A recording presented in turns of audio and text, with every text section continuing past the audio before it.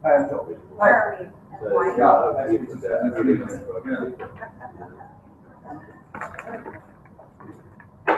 lot of people it's because there's friggin' construction everywhere you drive. Oh my gosh.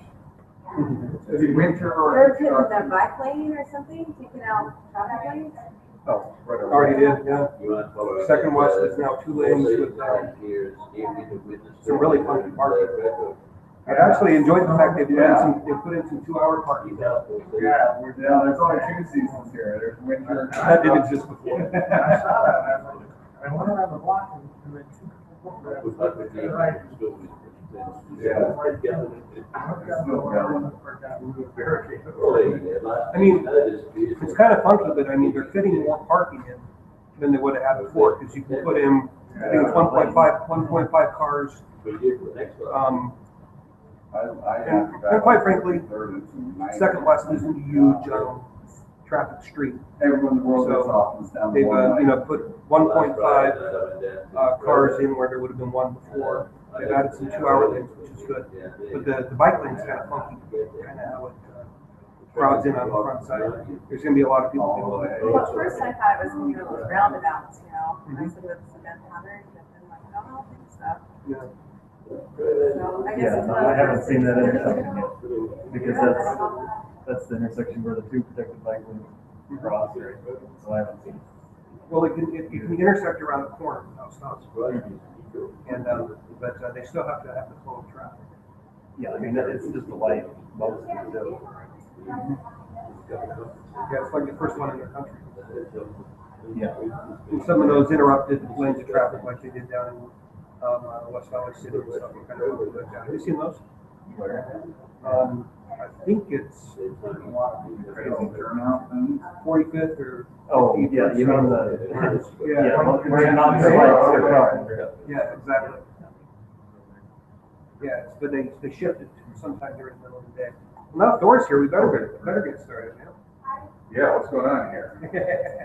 He's here. Absolutely. Did everybody get a chance to kind of meet with everybody else? And, okay, then with that, Linda Rawson, government contractor extraordinary, board member of SL Circle. Government contracting now? For that 9 years. Cool. Over 9 years. And I'm sure you'll tell us about the specifics about the women-owned business and stuff like that as well. We'll take it away. We're looking forward to it. Thanks, Linda. Okay, thanks. I wanted to show you this slide just because I am a native Utahn. It's not necessarily popular or, I mean, it's interesting, but I came from a small farming community, Orton, Utah. This is me right here. I'm from a broken home, product of both my parents' third marriage. You know, my mother worked at Hill Air Force Base when it, wasn't totally popular for a woman to be working. And a lot of times, you got promoted doing different kind of stuff, which she always refused to do. And so, from a very poor upbringing to who I am today. And it was important because in that environment, math and science weren't popular for women. Women weren't really encouraged to go into math and science. It was more about making sure the football team got their grades so they could play. So I just kind of wanted to bring that up for a minute. I have been working on and off the Air Force Base since I was 18 years old. So for over 30 years. So I'm very, very familiar with how the base operates and have been almost, at the Air Force Base for almost all that time, either as a civilian or a contractor. So so why would you want to do government contracting? Right, in particular, federal government contracting. Seems like an inordinate amount of paperwork. There's a lot of red tape. There's a lot of Big Brother. They want to watch you. Why would you ever want to do it? Well, it can be lucrative. And the most important thing is you can have long-term contracts. You can be getting residual income every single month for years. And all you have to do is a little bit of paperwork and have some employees. You know, you have to do a monthly report, you have to meet with your customer. I mean, some things that you have to do on the commercial side, but in the government side, it's very steady. And you're able to get these contracts that with a little bit of work, you can make some profit off of and have a very steady cash flow. Another reason is you want to strengthen your client portfolio. Who doesn't want to say that they, you know, work with the CIA or the FBI or the Navy SEALs or, you know, some like, you know, really cool project? Of course you want to say that.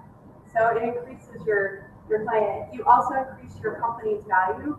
I have a particular contract where we do nothing but order materials for them, and we charge them a fee to do that. And so we have it drop shipped right to them. So it's 10 minutes of work, and yet we make like, you know, 5 to 10% on each of those materials. So it, you know, it can increase your company's value. And there is set asides for small minority businesses to guarantee that you get work. So how do you get started? Well, with any business, you have to get incorporated.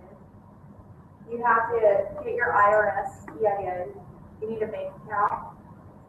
You go to Duns and Bradstreet and get a DUNS number.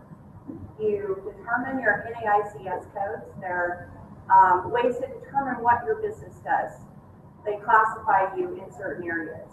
You know, legal or real estate or IT or engineering or, you know, manufacturing, whatever have you. You register with SAM.gov and you set up your accounting appropriately.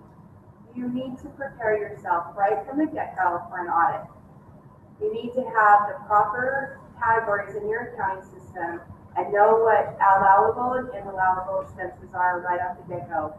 You don't want to come around to it later in an audit, because that could prevent you from getting a government contract, even if you've won one. I'm going to talk a little bit about Duns and Bradstreet. I am not an enormous fan of Duns and Bradstreet. I always find it interesting that a commercial entity, as a government agency, you're required to register the commercial entity to do business with the government. That just leaves a bad taste in my mouth. And over the years, it has been problematic. Like right now, you're Duns and Bradstreet, this is your first step. It can take between 3 to 5 days to get this number. It used to be 3 weeks. And it used to be that you had to call somebody who could call somebody who could call somebody if there was a problem at all. So you might talk to 15 people before you get this number, before you could even do federal government work. But, I mean, they have streamlined the process. They have heard the crying and whining. But anyway, your first step is this Duns and Bradstreet. You need your personal point of contact information and your incorporation papers. And then you're able to get your Duns and Bradstreet number. From there, you need your NAICS codes. Okay, so I talked a little bit about it. Okay, do you do IT work? Do you do legal? Do you do real estate? Do you do marketing? What do you do? What is your product that you're going to sell to the government? Because they are going to go into SAM.gov and search by that code. So you need to know what you do. On our website, so and I have these links in this presentation. I'm more than happy to email it to you so that you can just click on it and go here. But you can see, here's the North American Industry Classification System. You can go in here and find, there's not just one. For me, I have about 20. You know, I mean, I have run in my company into different areas just trying to get more business. So I have a lot. And you can see on my website, here's the ones that we have past performance in.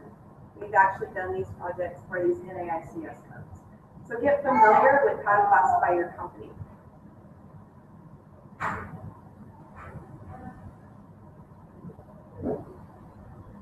The next step is you're going to go into SAM.gov. And all of those things I listed, your bank account, your EIN, your DUNS number, you're going to need all of those before you have your one-stop place where you get ready to do federal government business. So it's free to the public. it's gonna assign you a cage code. A cage code, I know I keep talking in codes, but welcome to the government.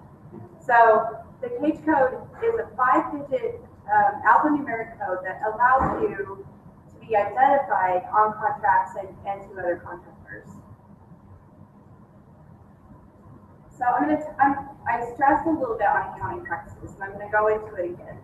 Because, and the reason I'm doing this is, although I've been in business for 9 years, we didn't set up our accounting properly to begin with. And it's painful. So you need to understand what an income statement looks like, what indirect rates are, and what are allowable costs.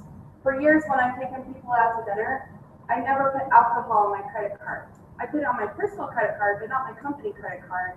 Or guess what? If they catch that on your receipt, you're done. You're audited. They'll flag you. So there's certain things that you need to watch out for. There's direct costs.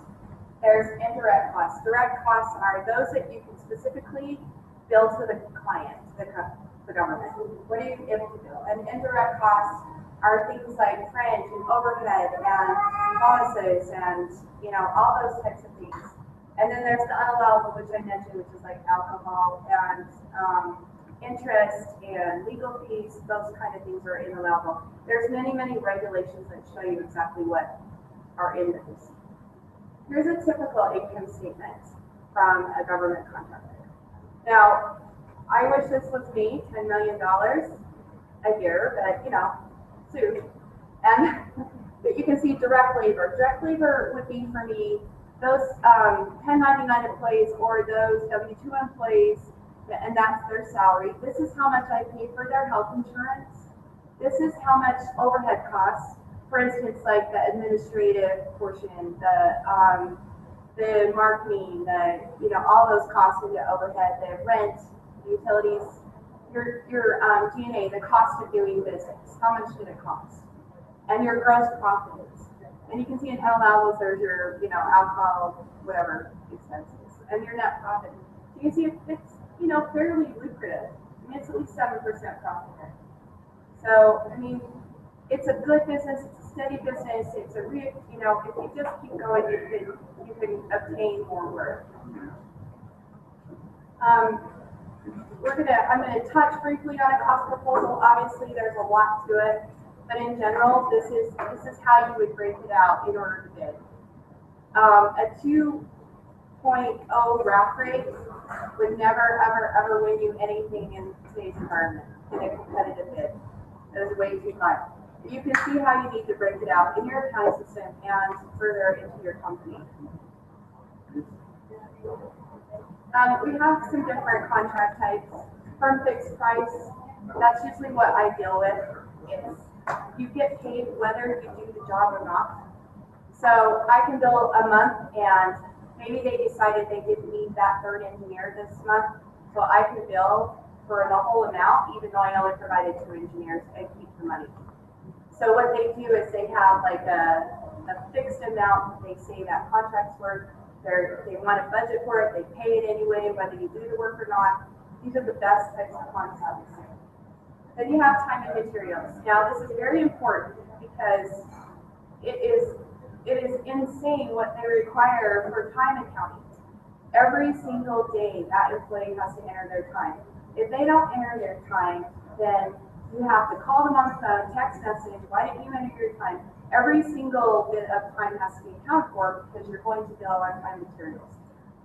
With time and materials, is there any type of tracking tools for HR that's sanctioned and accepted by the government? Yes, or there's DCAA audit approved time tracking system. And so if you don't stay within that, you're not going to be able to. Well, even if you have one of those, if you don't do the reporting to monitor your employees to make sure they're entering their time every day, then you're going to get fined.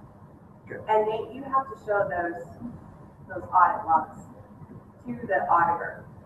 So you can't fudge anything. No. This is the worst part. It's time stamped. This is by far the hardest thing to do is the accounting.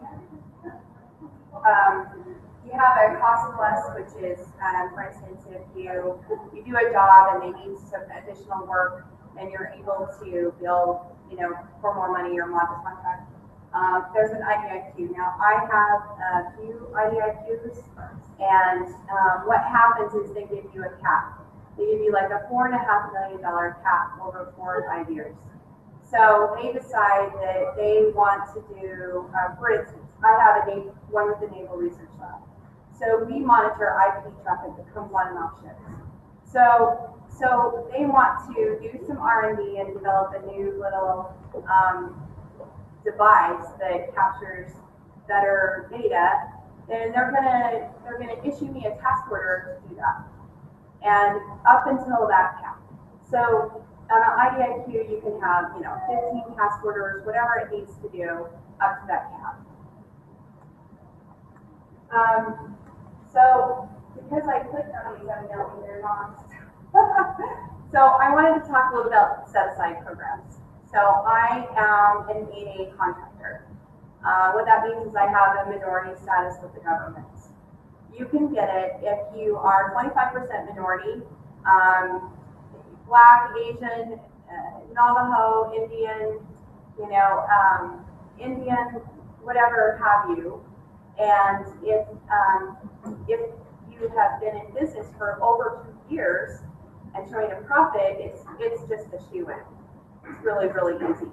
If you haven't been in business for 2 years, and you can get a waiver. And, I have written those waivers for people. We can, help you get that. And then you're looking at me. I have an 8A status. I am a white woman. How did I do that, right? Well, I am a software engineer, and I live in Utah and work in Utah. It was very, very easy to prove. I had some friends, jog my memory on some things that had happened. Like I had conferences I had to go to where they asked me to wear a low-cut shirt. I had male counterparts that were paid more than I was.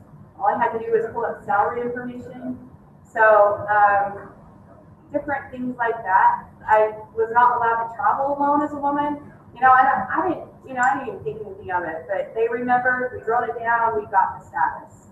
So an 8A status allows you to get directed awards up to $4.5 million because they like you. If you go to them and they say, hey, I really like you, I have this service I need, or this widget I need bought, or I need this R&D done, we're just going to write your name on the contract, and you're able to get that contract. So 8A is a 9-year training program, and it tapers off the last couple of years. So you have to do more and more non-8A work. I'm about in the middle, about 5 years into it. So it allowed me to be, have my own business and be a small business and be successful. I never intended to be an entrepreneur ever. So it's been a good program for me. HubZone is a program that allows you to open up a business in a depressed area. And if you yourself, it's a third of it's 34%, it's a really unusual percentage. If 34% of your employees live and work in that area, then you can get this HubZone status. And they also have set-asides for that. They'll also give you a contract. Now, HubZone can be competitive, and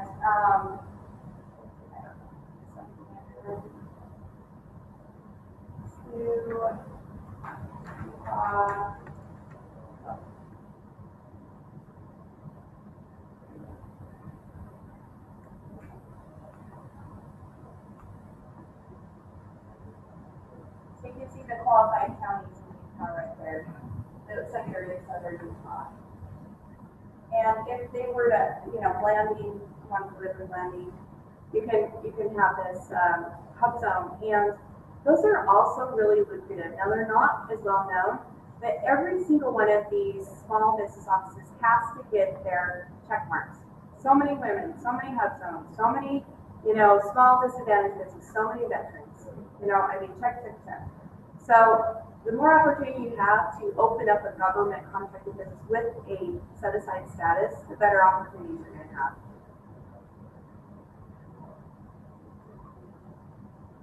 The other one is service disabled veteran. So the HUD zone, the woman-owned small business, service disabled veteran are competitive. The best one you can get is 8A. The other ones, you compete against other HUD zone businesses, or you compete against other woman-owned small businesses. And also, the additional status of economically disadvantaged women-owned small business. That's pretty easy to get. It's any woman-owned small business that is under, if the owner makes under $750,000 a year. So, right? Who is that? So, so those are also very good statuses. The 8A has been good. I wish I had known more before I got mine, and I would have really, really done more with it. But the one that's coming up for me is the woman-owned small business. In the next year, there's going to be legislation that says they can get up to set-asides up to $20 million, which makes a woman-owned small business compete with a tribally owned small business, which is a business owned by a Native American. And most of those NAICS codes for women-owned small business are construction. So what have I done? I've combined with some construction people, and we're going after some work, because that's going to allow my graduation from the 8A into the women-owned small business. So how do you look for opportunities? Well, one of the first ways is to get familiar with government work, is to go to FedBiz.jobs and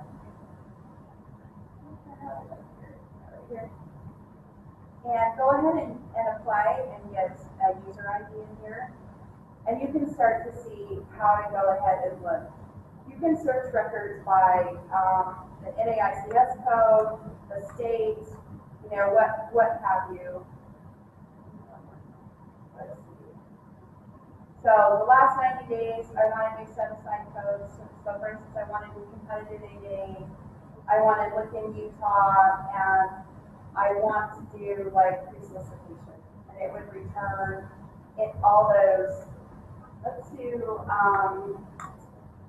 competitive 8A in Utah, and we'll do pre-solicitation. Well, that's not good. Let me go back.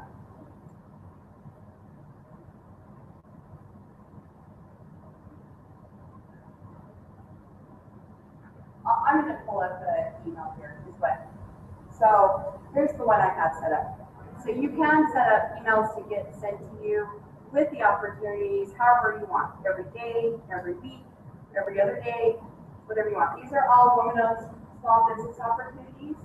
I haven't really specified what state. Usually construction is a combined synopsis with a solicitation, because they aren't the hardcore technical proposals that are on the table. And then the other one I wanted to show you is, here's one just for Utah. Here's what's right now in Utah. You can see that it's for Army, it's for the Air Force, it's for Dugway Proving Ground, Air Force Material Command. So you can see right now, these are all the opportunities that are coming up. Right now is a really good time, because their money expires. So between now and October, they have to spend their money or they lose it. So right now is a good time to contact these agencies.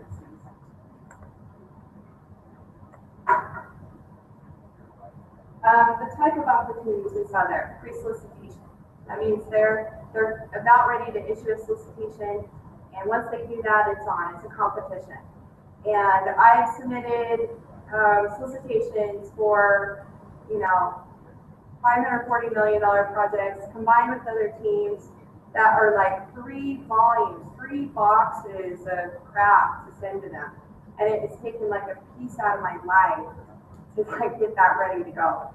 So, you know, or it's just a simple, hey, you know, we need some snow removal. How much will you charge us? You know, and do you have the proper credentials? Good. And do you have any past performance? Good. And what's your price? And then you submit it and you might win. You know, but be careful if you win that you have, you know, it's a good bid, that you're able to do the work. They do have sources sought. Sources sought are, hey, in our area, we need this, you know, whatever, and we want to know who's in our area. Maybe we have looked on SAM.gov, or we've asked a small business, you know, SBA, and we're not really finding anybody. How about, you know, well, hey, I'm in Washington or I'm in Utah and I see one of those in Minnesota and I can do the work. I'm going to tell them, hey, I'm out here. I'm more than happy to travel to Minnesota to do the work. So those are what Sources Sought are about. The other program, and Tad has a composite coding that he's trying to, not really coding, right? What is it? Sure. Yeah, composite coding. And so he's trying to market that to potential defense, agencies to be able to utilize on their weapon systems. So there's a couple of opportunities for Tad. He can go to the Small Business Office, Hill Air Force Base, he can go to the Air National Guard, he can go to the Navy, and show them his product, and they might be able to connect him with somebody on base that could utilize that product. There's also a program called SBIR and STTR. SBIR announces opportunities. Usually they're written by a champion in the agency. So that person has worked with a contractor. They've written up what they need. Usually the contractor thinks they're going to win it because they helped write up the proposal, but they don't. They don't always win it. And so if you see one of those and you think that your product will fix that problem that they have, then you should do it. Phase 1, $150,000 for 6 months. Phase 2 is 1.5 million for phase 2. At phase 3, there's no limit. There's government contracting companies that make their money on phase 3. And they are just going to be given money hand over fist for implementing that. So it's a commercialization of a product that meets a government problem. And the STTR is just like the SBIR, except for it has to be done with a nonprofit educational institute. So over the small business performs 40% and the university performs 30% of the R&D for the phase 1, and then they can also commercialize their product to get money to both the small business and the nonprofit. So it is a way to get, especially advanced technology, out into the commercial side. So marketing, how do you market the government? Well, it's a lot, just like commercial marketing. Who you know, it's who you work with. My very first shot out of the gate, like I said, I didn't intend to be an entrepreneur, never ever. I was a Q grad. I was a software engineer. I loved working in my Q, creating software, and I had a blast from my past come and say, hey Linda, would you like to do this project for NASA? I was divorced. I had 3 kids in high school. I didn't know if I could make it on that. And I said, what's the worst thing that could happen? Those 3 teenagers can spend the night on somebody's couch. We're going to be fine. And so I jumped, I did it, and I did that project for NASA, and it's been good ever since. But before they reach that BizOps, there is somebody in the government that knows about that opportunity. They may or may not share it because they may have their favorite contractor. But if you continue to, market yourself and get in front of the government agencies and get out there and go to events and they like you, they may be tired of that other contractor, the incumbent. I've had several times that they've been tired. That incumbent isn't easy to work with, or they're expensive, or they're not providing the type of service that they want. There's your chance. Get with that government customer, have a right of a contract, and away you go. For the SBIRs, get that champion. Find that person that needs that product and help them write SBIR.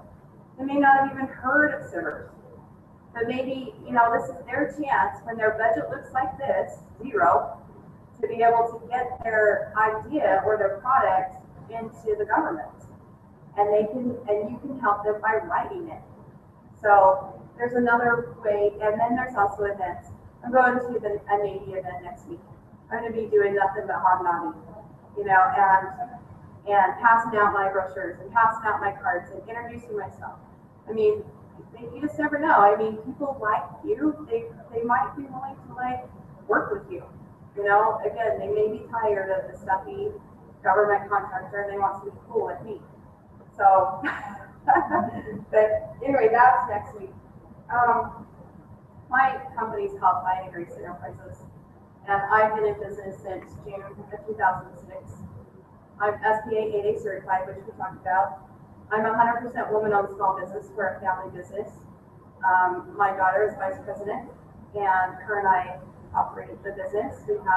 She's been in it since she was 18 years old. So it's just, you can get started with just small.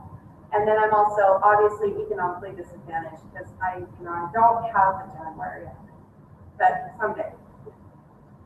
And here's the experience that our company has. We have lots of software experience, RFID, GIS.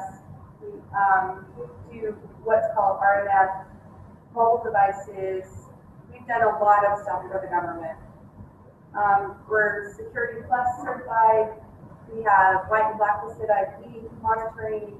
We do technical writing and technical editing. We do building automation software. We've installed solar panels. We've demolished a hangar. I mean, it's really, when people ask me what my company does, it's really, I kind of stump sometimes because it's like, I provide services to the government. I do whatever they want me to do. And I do it well. I make sure they have quality on time, within budget, exactly what they want. We want them to be able to get what they need to protect our country and to make sure that we have the right defense in place. We have a management approach where we encourage internal team communication. I like my people to speak up. I'm not going to punish them for it. We like constructive criticism. We like to do better. We like to improve our processes. If you're doing the same thing all the time, let's take a look at it and see if we can make it better. Again, on time, within budget, and we're fully comply with security, environmental health, and safety regulations. I have a safety plan that has to be approved by Hill Air Force Base so that my employees are covered. If they have a paper cut or what have you, exposure to hazardous material, we know what to do. I am in the process of writing a book about this subject, and I have a blog. You're welcome to go to the blog, and it will be updated frequently with articles that are going to be compiled for the book. And that's it in a nutshell. There's my company information. Fantastic. So, do you have any questions? I'll put you on the spot. Great. From a standpoint of the most people that you've ever had under your employ, I mean, are we talking hundreds that you've been responsible for at the same time? Not directly. Like, my direct employees, the most I've ever had is 15. But my indirect, I've been in charge of projects where I have joint ventured with a company, and we have had, maybe 25, it just depends. Cool. And is it a space that is highly competitive but yet underserved? I mean, are there jobs that go unfulfilled? There's no jobs that go unfulfilled, and it's very, very competitive. The chart I showed you with the 2.0 wrap rates, most bids are being won right now with about 1.4. So there is some work that you don't want to compete for. You don't want it. If they can go that low, they're not going to be able to perform. Mm-hmm. So, there's nothing that goes unawarded. So there's enough of a competitive landscape. Yes, for sure. And also the government is getting tired of that a little bit or not doing their job. Cool. So. Are there certain states that it's more competitive to operate in because of proximity to bases and stuff like that? I believe closer to the ALCs. So we're talking Wright-Patterson, which is in Ohio, Warner Robins, that's in Georgia. Hill Air Force Base is very, very competitive. Of course, Washington, D.C. Very cool. Well, any other questions for Linda? What's the longest contract that you've won? Like, kind of bring one. Time frame, 5 years, What was it, if you don't mind us asking? 19. Work. So what happens is they give you a contract, usually a base year, and then you have option years. And sometimes if they can't find the money for that option year, they'll cancel it. So, but luckily, it went the whole 5 years. Would you recommend people get into it? If, you know, I had in the last year taken a second look at it and realized that it's something I really enjoy and I do want to provide a service. And there is money, and now that I'm playing more smart, I would recommend people to get into it, especially if they want to have that steadier income.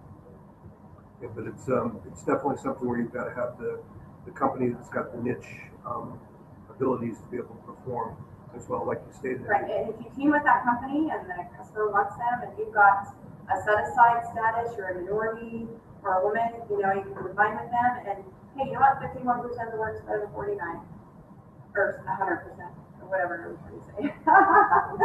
So could I subcontract for you to provide services to you, Yes. and you can hire me, and use your status, Uh-huh. to do products, like let's say a house, do property management, something like that. Yes. So those people. Yes, for sure. Yeah. Yeah, because if So we're looking if for we would lodging go- acquisition or We would something. go on Yeah. FedBids ops, we would go on FedBids ops to look for those opportunities. You know, NAICS code, real estate, or property management. So, Yeah. It's kind of an aside, but the amount of work that's fulfilled with the government, how much of it is civilian and how much is government employee? I'm guessing that the a ton of it is non-government personnel. It's actually civilian personnel. Is there yes, like a and ratio? with each administration, it's like a roller coaster.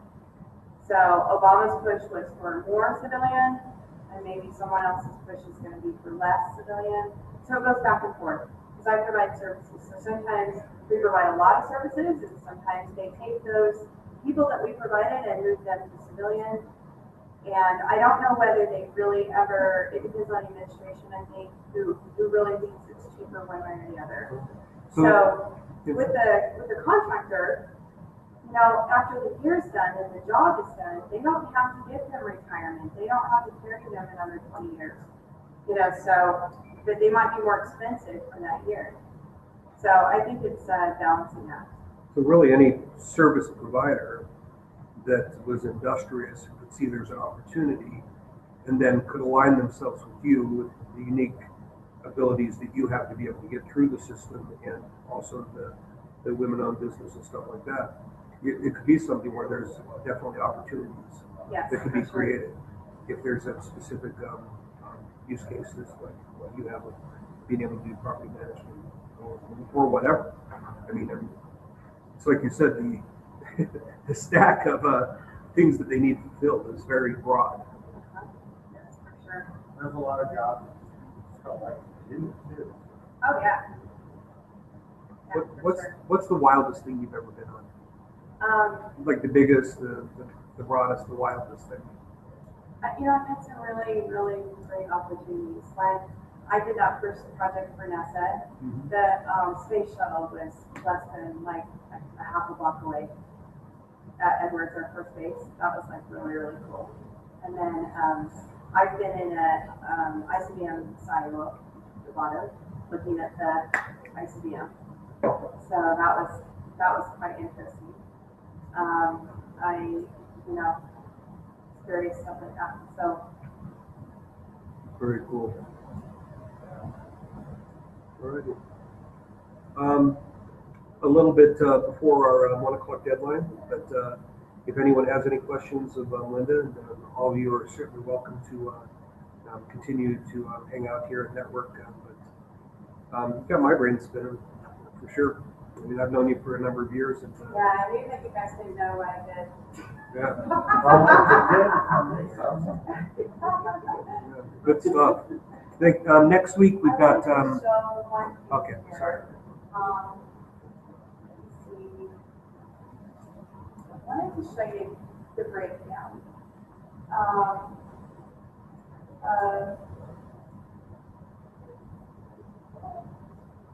Can I get a copy of this, Joe? I'm sure she will email it to you on the presentation. Yeah, because you think that they're setting up Okay, for a so job to this bring in some is, people. But they don't need broken down by, remember we talked about those set aside categories, like small business. This is the actual dollars that they have to, utilize those special programs with. And you can see, their goal and whether they actually made it or not. And it breaks it down by the agencies that did or did not make their goals. And then you can go ahead and market those agencies and use the fact that they didn't make their goals to hopefully get some more business there. And, that's my intention to visit a lot of these events at these special, because, the Air Force Base, Hill Air Force Base meets their goals. And I have a double whammy. I'm a Women on Small Business and 8A, so they get to count me in 2 categories. So it gives me a marketing advantage. That this is, and I can email you this as well. But anyway, so any more questions? I think we're good to go. Thank you very much. Next week we have Levi McPherson with Why Your LinkedIn Strategy Sucks, and how you can create unlimited leads that convert by doing it right. He's actually doing a session on Saturday, August 22nd, and he's going to do a carryover with the people that are doing that session at Slick this coming Saturday, next Thursday, and we'll have a full agenda for the month of September as well. But thank you very much, and like I said, I encourage you to network with Linda and everybody else, and I thank you for coming. If you want a copy of that, I have the business cards here. You can copy them out. Fantastic.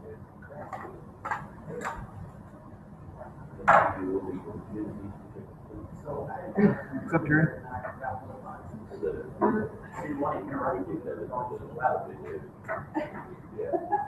To the coffee. Good stuff. I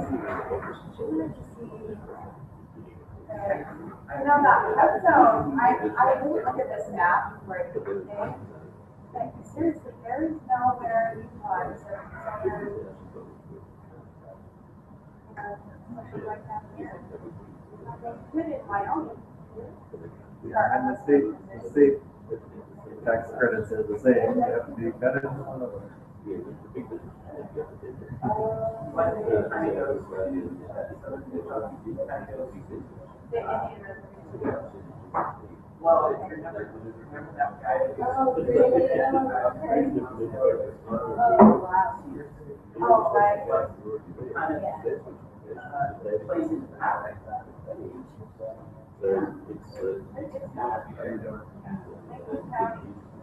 I know people in Lincoln County. So what does this qualify as? Oh, the hub zones. Business. So, Wow, that's kind of crazy. Where in the United States has the majority of the hub zones?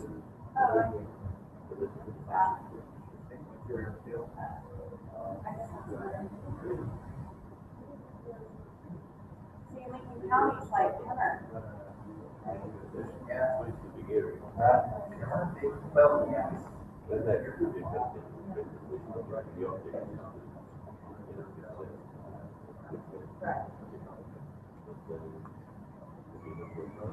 Star Valley.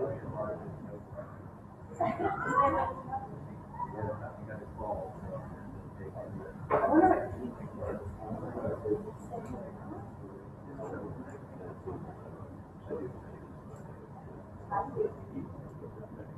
Cute, baby.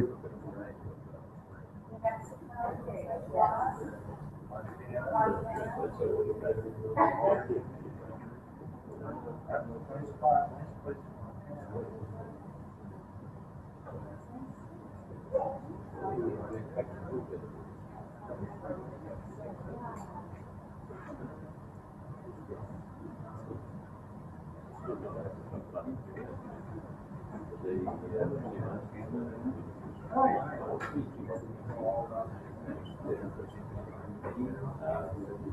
got plenty of things to take a picture on.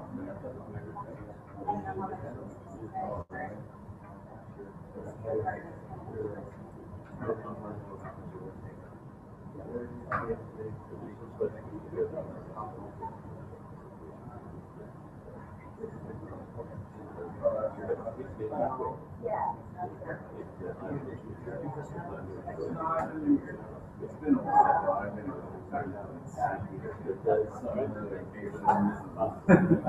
everything else. Yeah. All right. That's like, wow. I got those. So we have to go out.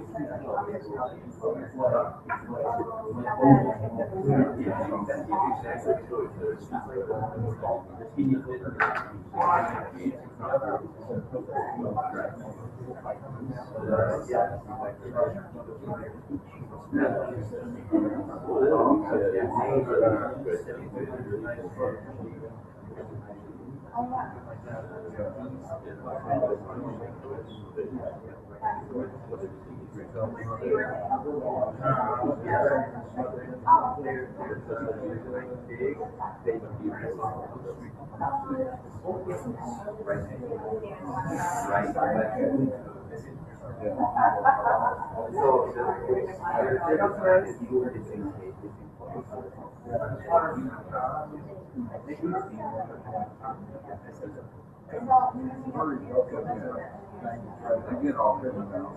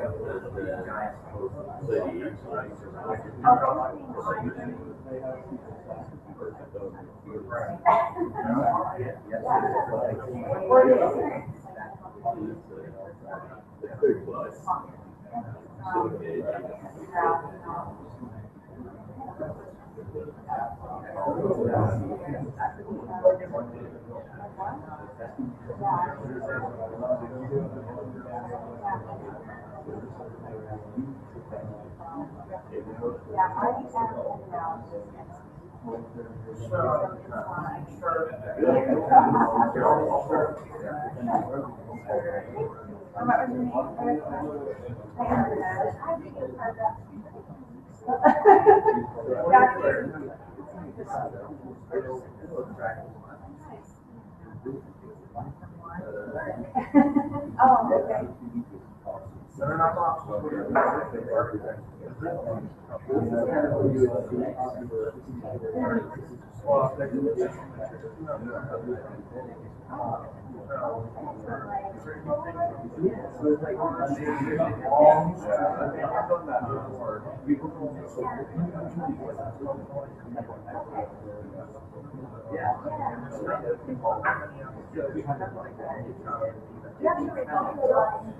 What's that?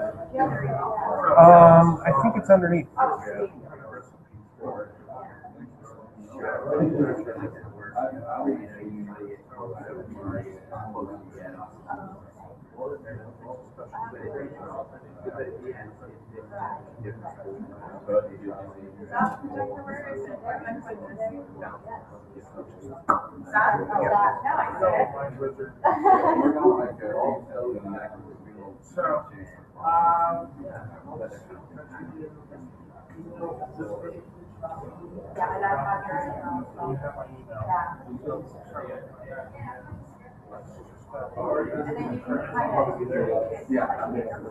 Jeffrey!